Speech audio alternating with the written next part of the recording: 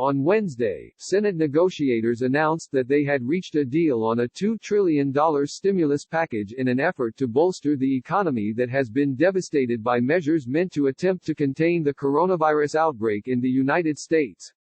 Our new, big government, consensus, though, is as short-sighted as it is striking. Writers and politicians across the spectrum have begun to call for government at all levels to take a major, if not massive, role in combating the coronavirus pandemic and the ensuing global recession. All of this is necessary. Yet big government can't just mean sending money, the tactic the current stimulus measure is centered upon. The government we forge for this crisis has to have some permanence, has to provide jobs and not just income, and has to have a human face. The increasingly popular plans for universal basic income support, whether temporary or permanent, amount to an income stimulus, not necessarily a jobs stimulus. If everybody saves their $2,000 check and/or spends it on services provided by slender, capital-intensive corporations like Amazon, then employment will not rebound and economic inequality is likely to get worse, not better.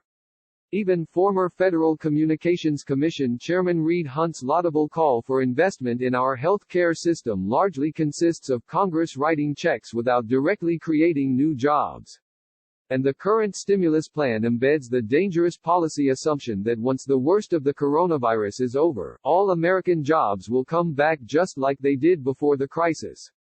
An expansion of America's public service at all levels of government must be central to any counter-epidemic and counter-recession plan.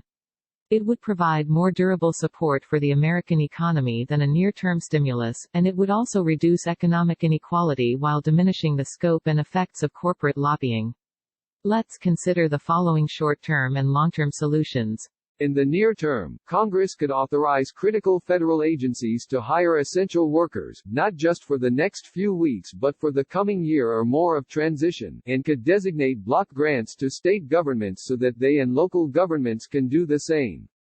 The following public sector jobs will be critical. Public health workers, nurses, technicians, physicians, social work and mental health workers. All of these positions will suffer from short supply and exhaustion in the coming weeks and months. Federal and state governments are in the best position to create a surge education, training, and hiring plan.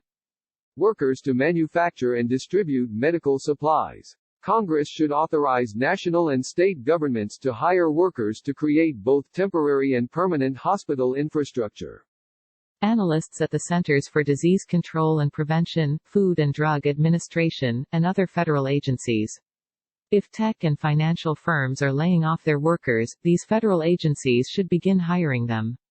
From disease modeling to website development to fielding calls, federal and state needs will be great in the months ahead if we are to effectively combat the pandemic. Unemployment and job training offices. The crush of unemployment lays bare not just the miserly character of our safety net but its organizational weakness as well.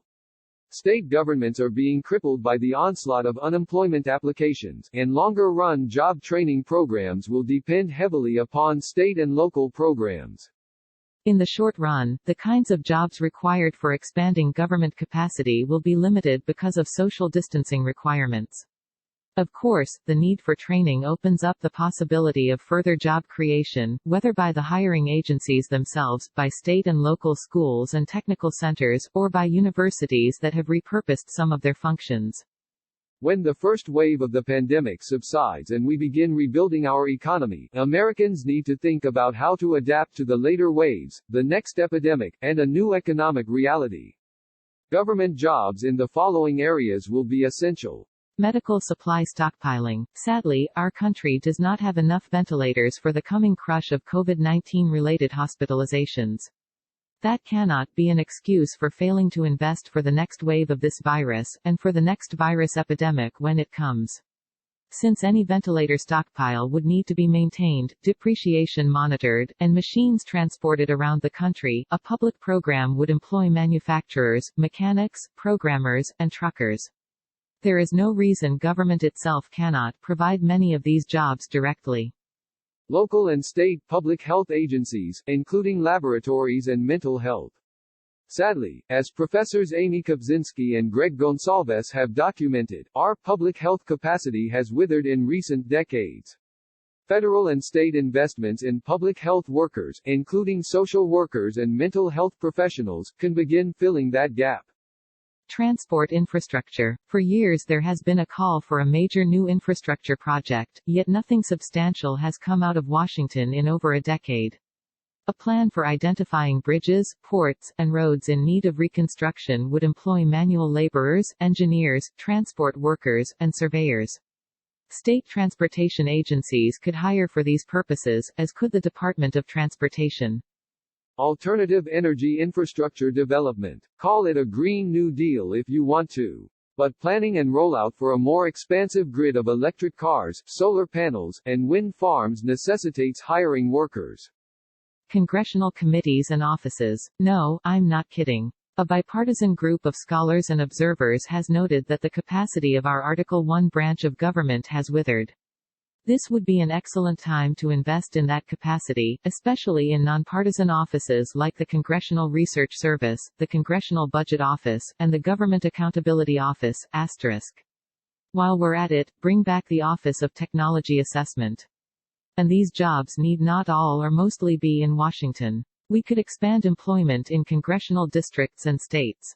If the economic and health reasons for stimulus through public sector hiring are not enough, consider two other benefits of government hiring. First, an infrastructure plan that relies entirely or largely on contractors will likely exacerbate the social and economic inequality that has torn our country apart.